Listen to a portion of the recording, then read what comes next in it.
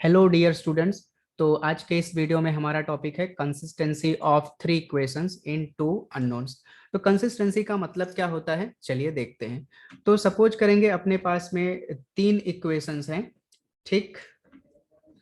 a1x plus b1y plus c1 equals to 0, a2x plus b2y plus c2 equals to 0 and a3x plus b3y plus c3 equals to 0। इन तीनों equation को हम लोग consistent कब बोलेंगे, जब इन तीनों का एक कॉमन सॉल्यूशन एग्जिस्ट होगा, ठीक है ना।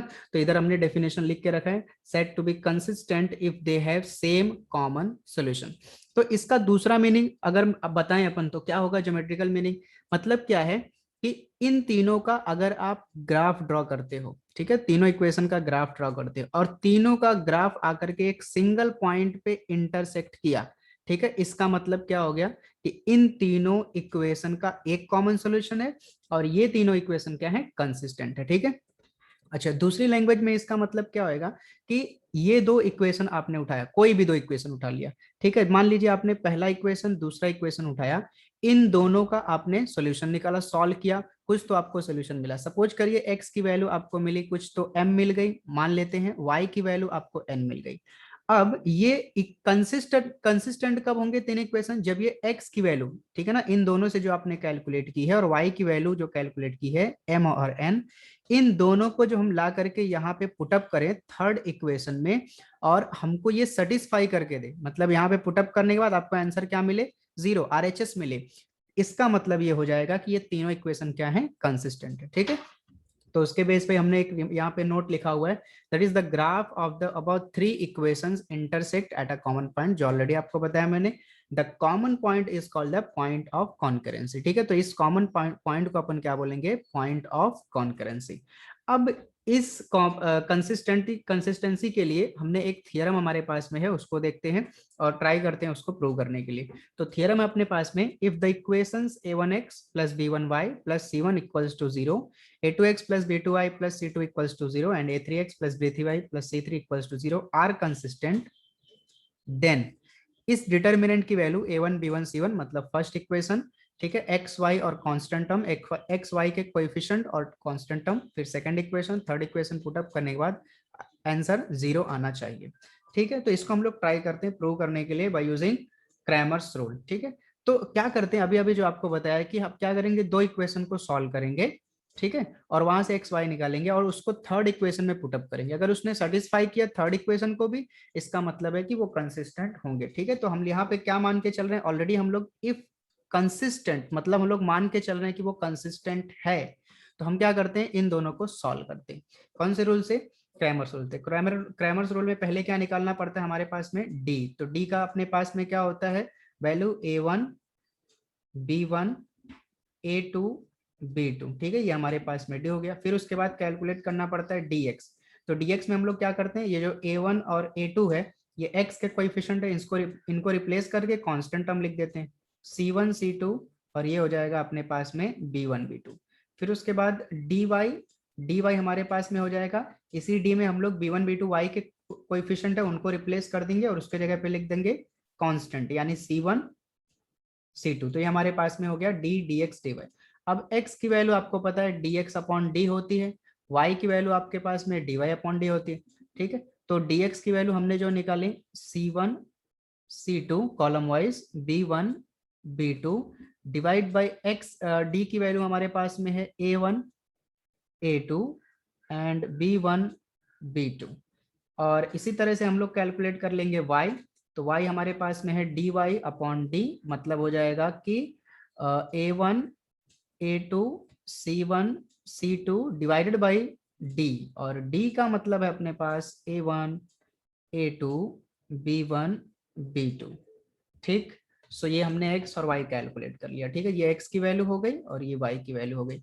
इसको उठा करके हम थर्ड इक्वेशन में पुटअप करेंगे। तो थर्ड इक्वेशन अपने पास में क्या है, a3 उसके बाद में x, बट x की वैल्यू हमने क्या कैलकुलेट करी भाई, c1 c2 b1 b2 determinant में divided by determinant of a1 b1 a2 b2, ठीक, प्लस इसके साथ में क्या अपने पास में b3 और y, बट y की वैल्यू हमने क्या कैलकुलेट करी, determinant of a1 A2 C1 C2 divided by determinant of A1 A2 B1 B2, ठीक।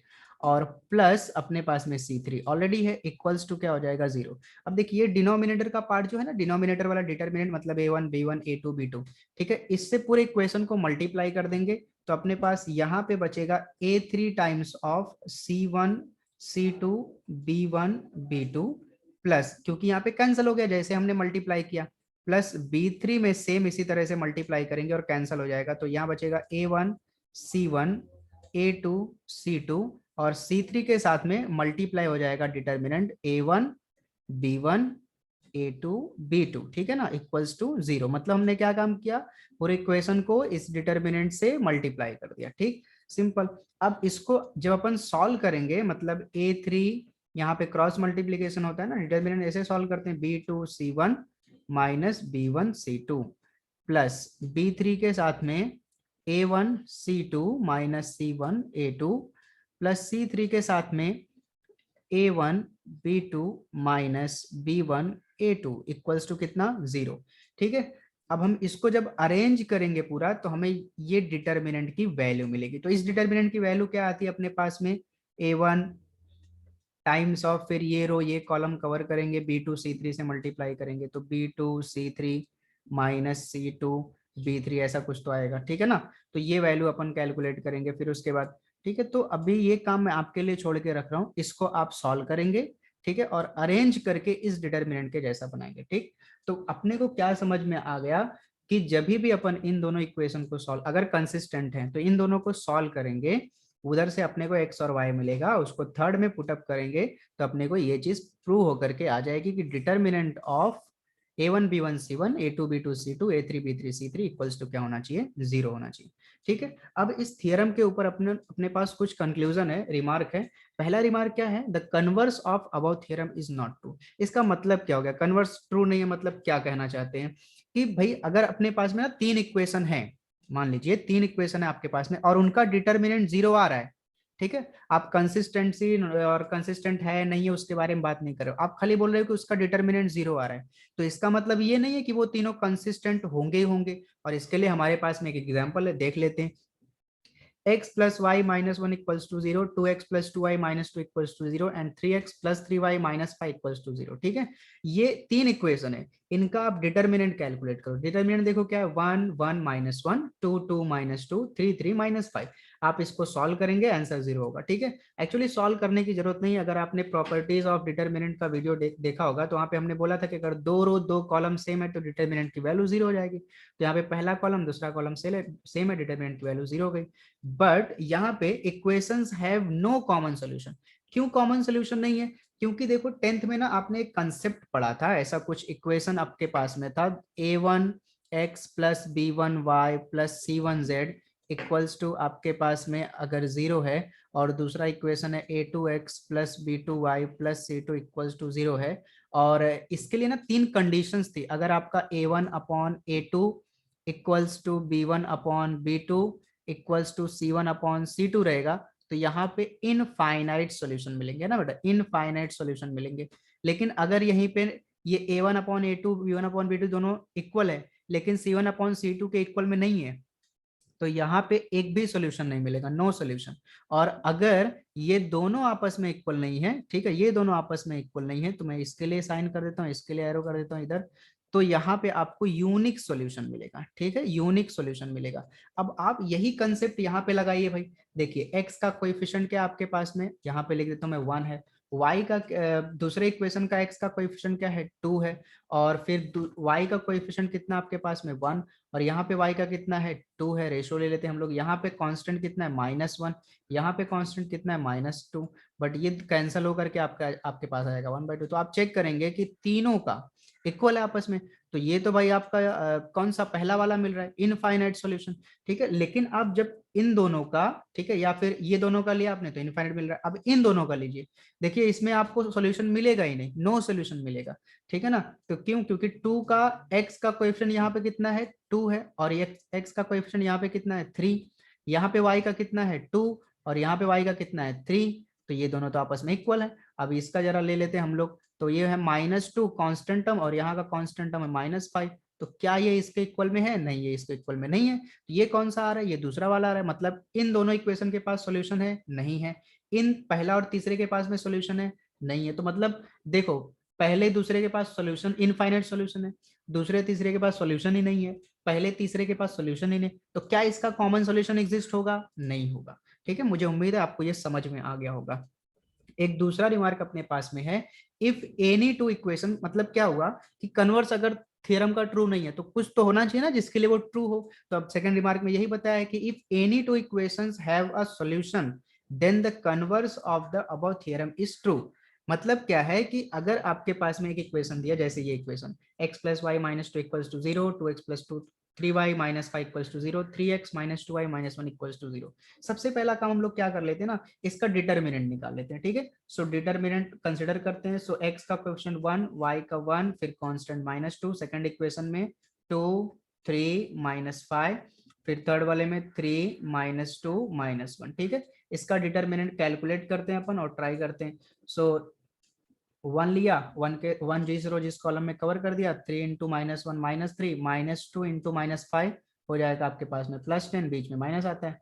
फिर सेकंड एलिमेंट माइनस में आएगा, -1, 2 का -1 से मल्टीप्लाई किया -2, 3 का -5 से किया -15, बट ऑलरेडी एक माइनस बीच में होता है, प्लस हो जाएगा। फिर -2 जिस कॉलम में कवर कर दिया, 2 इंटू -2 हो जाएगा -4, और 3 इंटू 3 हो जाएगा आपके पास में 9। ठीक है, 3 इंटू 3 अपने पास में हो जाएगा 9। ओके, यहाँ पे थोड़े से मिस्टेक है, ये हो गया अपने पास में 9। ठीक, अब इसको अपन कर लेते हैं सॉल्व। तो 1 इंटू -3 -10 कितना हो जाएगा अपने पास में, माइनस का 13, और यहाँ पे -15 -2 अपने पास में हो जाएगा प्लस का 13, और ये -2 9 -4 -9 ये भी हो जाएगा -13। So this is equal to -13, और दूसरा वाला भी -13, ये माइनस माइनस प्लस 26 हो जाएगा। सो बच्चे लोग 26 में से 13 जाएगा तो 13 बचेगा, फिर से 13 कैंसिल, तो पूरा कैंसिल हो गया, डायरेक्ट आंसर हो गया अपने पास में 0। ठीक है, अब इस डिटर्मिनेंट की वैल्यू 0 आ रही है। ठीक है, लेकिन अब हम डायरेक्ट तो बोल नहीं सकते, क्योंकि हमने बोला कन्वर्स थ्योरम जो है, थ्योरम का कन्वर्स वो ट्रू नहीं है। ट्रू होने के लिए क्या कंडीशन लगा दिया उसने कि कोई तो दो इक्वेशन के पास, एनी टू इक्वेशन के पास में सॉल्यूशन होना चाहिए। चेक करते भाई, ये पहला दूसरे के पास में ले लेते हैं, यही कंडीशन लगा के चेक करते हैं। तो x का कोएफिशिएंट 1 और x का यहाँ पे 2। ठीक, यहाँ पे y का कोएफिशिएंट है 1 और यहाँ y का 3। क्या ये दोनों आपस में इक्वल है? नहीं, ये दोनों आपस में इक्वल नहीं है। इसका मतलब सॉल्यूशन एग्जिस्ट होगा, यूनिक सॉल्यूशन एग्जिस्ट होगा। ठीक है, हमको तब कांस्टेंट से लेना देना ही नहीं बेटा। ठीक है, अब पहले तीसरे की बात करते हैं। तो पहले में x का कोएफिशिएंट 1, तीसरे में अपने पास 3, और यहाँ पे y का अपने पास 1, तीसरे में है y का -2। क्या ये दोनों आपस में फिर से इक्वल है? नहीं है। इसका मतलब फिर से यूनिक सॉल्यूशन एग्जिस्ट होगा। ठीक है, फिर उसके बाद में दूसरा और तीसरे की बात कर लेते हैं। सो देखो, x का कोएफिशिएंट यहाँ पे कितना है 2, और यहाँ पे अपने पास में है 3, और फिर y का अपने पास में 3, और यहाँ पे y का अपने पास में -2। तो क्या दोनों इक्वल है आपस में? नहीं। इसका मतलब फिर से इसके पास में यूनिक सॉल्यूशन एग्जिस्ट होगा। ठीक है, तो जब भी आपको क्वेश्चन इस तरह से दिया रहेगा कि check whether the given equations are consistent और नॉट, तो आप क्या करेंगे, डिटर्मिनेंट निकालेंगे। डिटर्मिनेंट 0 आया तो फिर आगे प्रोसीड करेंगे। अगर डिटर्मिनेंट 0 नहीं आया तो इसका मतलब वो कंसिस्टेंट नहीं, हम डायरेक्ट बोल देंगे। लेकिन डिटर्मिनेंट 0 आया तो आपको चेक करना है कि क्या इन दोनों तीन इक्वेशन में से दो के पास में सॉल्यूशन, यूनिक सॉल्यूशन है क्या। अगर एग्जिस्ट होता है यस, तब वो जो है कंसिस्टेंट होगा, अदरवाइज कंसिस्टेंट नहीं होगा। तो मुझे उम्मीद है मैंने जो आपको आज कंसिस्टेंसी पढ़ाया होगा तीन इक्वेशंस का, वो आपको एकदम अच्छे से समझ में आया होगा। सो अपन मिलते हैं नेक्स्ट वीडियो में नेक्स्ट टॉपिक के साथ। थैंक यू सो मच तब तक के लिए।